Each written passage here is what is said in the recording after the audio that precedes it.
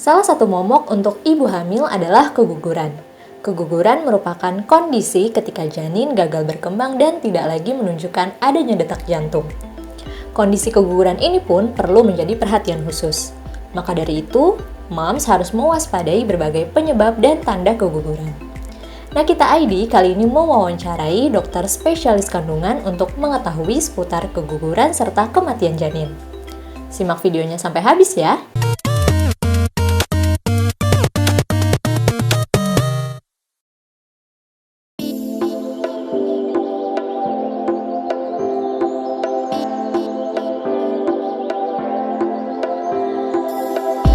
Jadi kita pakai batasan adalah sebenarnya 20 minggu. Di bawah 20 minggu kita bilang keguguran. Setelah 20 minggu kita bilang adalah memang kematian bayi, biasanya lahirnya meninggal gitu, atau memang lahirnya prematur, ekstrim prematur gitu. Jadi itu dulu yang harus kita tegasin. Jadi trimester 3 kalau misalnya dia keluar bayi meninggal, kita nggak bilang itu keguguran, tapi kita bilang adalah namanya kematian janin di dalam rahim. Nah, yang selalu kaitannya tandanya awalnya adalah kalau di trimester 1 yang pasti adalah keluar darah dari jarum lahir. Itu sudah sebagai warning sign buat ibu-ibu hamil. Itu pasti ada sesuatu yang nggak benar, keluar darah dari jarum lahir.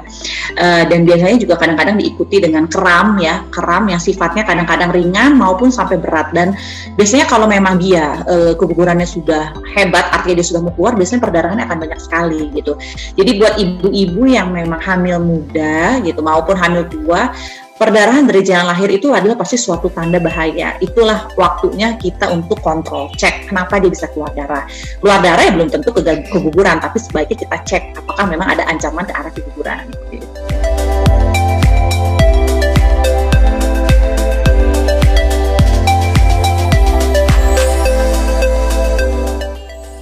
Balik ke penyebabnya, Mbak. Jadi kalau kegugurannya baru sekali, biasanya kita bilang kita tidak akan melakukan pemeriksaan yang rutin menyeluruh. Tapi ada juga yang kita bilang namanya keguguran yang berulang, namanya recurrent pregnancy loss. Dia ada 3 kali keguguran berturut-turut secara berurutan terus gitu, dia 3 kali keguguran. Nah, memang biasanya kita akan cari tahu kenapa ini penyebabnya sampai dia bisa keguguran terus-menerus. Biasanya kita akan nilai apakah dia ada masalah genetik, itu bapak ibunya ada masalah kelainan genetik, atau memang secara anatomi daripada ibunya ada masalah, atau memang dia ternyata ibunya ada penyakit-penyakit tertentu, misalnya ada kayak kencing manis yang tidak terkontrol, penyakit tiroid, itu kan juga berdampak ya Mbak.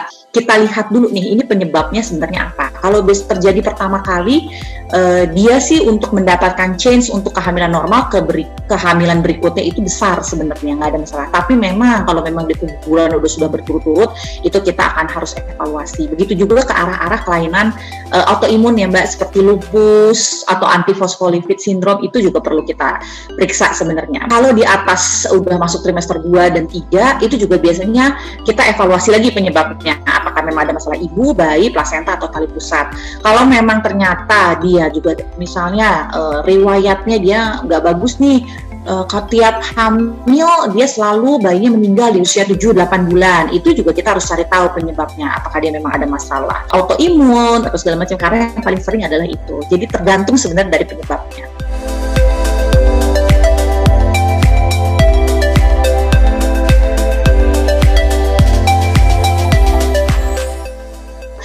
Perempuan telat haid, usia reproduksi gitu, pasti yang kita pikirin pertama kali kan adalah hamil apa enggak, udah itu aja dulu gitu kan. Hamil lalu kita tes pack, kalau positif biasanya itu adalah udah telat 1 minggu, tes pack positif itu adalah sekitar 4 minggu. Memang biasanya kita sarankan untuk USG adalah di 6 minggu, jadi biasanya menunggu 2 minggu dari dia tes pack positif telat 1 minggu gitu. Kenapa? Karena kadang-kadang di 4 minggu kita belum bisa lihat apa-apa. Nah, kita USG di trimester 1 atau kehamilan muda itu penting sebenarnya Mbak. Yang pasti kita adalah menentukan apakah dia benar hamil, karena kalau tes pack positif itu kan artinya hamil ya. Jadi kalau 6 minggu aja kita USG, kita harusnya udah bisa lihat kantong hamil. Lalu tujuan yang paling penting adalah memastikan posisi kantong hamil itu bagus di dalam rahim. Ada orang yang hamil tapi hamilnya di luar kandungan. Hamilnya nggak di dalam rahim, dia hamil, tapi hamilnya si kantong hamilnya itu ada di saluran telur. Lalu biasanya kalau udah 6 minggu kita bisa lihat ada baby, ada denyut jantung. Itu. Jadi memang wajib USG trimester 1 tuh untuk sebenarnya menentukan posisi kantong hamil bagus apa enggak dan viabilitas daripada si baby-nya gitu. Nanti biasanya kita lihat kalau memang dia aman, biasanya sih kita akan evaluasi kontrol 2 minggu sampai 1 bulan. 2 minggu sampai 1 bulan harus sudah tambah besar resiko dia untuk, jadi kalau kita sudah bisa melihat ada baby, sudah bisa dengar denyut jantung, itu resiko keguguran tuh sebenarnya turun sekitar 70-80%. Jadi harusnya babynya tuh survive, Mbak, kalau kita udah bisa lihat dan dengar denyut jantung gitu. Pastinya juga kita akan ngajarin tanda-tanda bahaya hamil muda kan, keluar darah dari jalan lahir, kram hebat gitu. Biasanya kalau seperti itu ya tetap harus kembali ke dokter sebelum waktunya.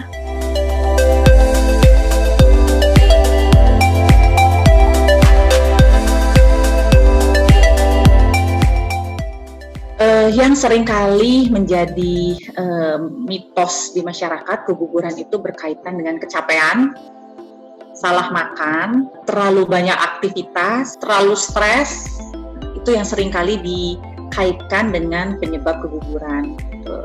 Tapi ya sebenarnya itu bukan hal yang menjadi penyebab utama ya Mbak ya gitu. Kalau kehamilan memang keguguran itu kan kita bilang memang keluarnya jaringan kehamilan dari rahim sebelum usia kehamilan 20 minggu gitu.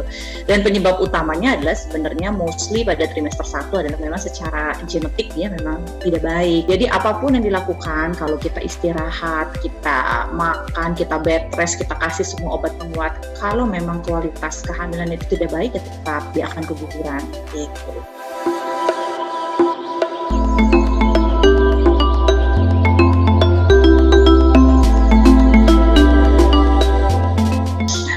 Tetap penyebabnya adalah pasti ada 3 faktor Mbak, sebab ibu, sebab bayi, sebab plasenta dan tali pusat. Jadi kalau itu biasanya kalau memang ada kematian bayi ketika lahir, itu biasanya kita akan evaluasi. Yang pertama dari ibunya yang paling sering adalah misalnya ada penyakit-penyakit yang memang kronis, misalnya diabetes mellitus, kencing manis, atau darah tinggi yang terjadi pada kehamilan gitu.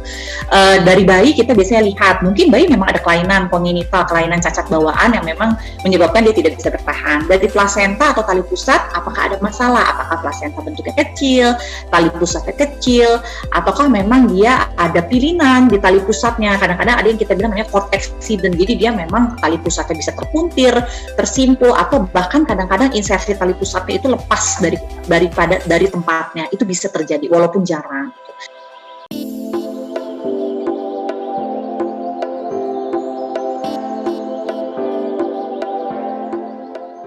Sebenarnya enggak ya Mbak ya, karena memang posisi tidur itu biasanya baru akan kita sarankan adalah ketika dia sudah mau 6-7 bulan.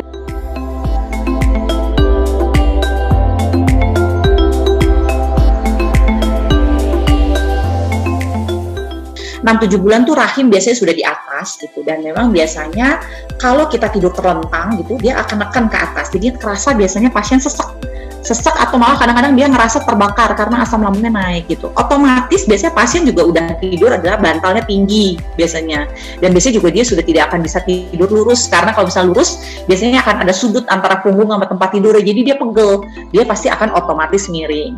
Memang biasanya kita sarankan adalah pasien untuk miring ke arah kiri. Kenapa? Karena di sisi kanan kita itu ada pembuluh darah besar yang memang kalau lebih banyak ke kanan itu bisa mengganggu suplai oksigen ke baby.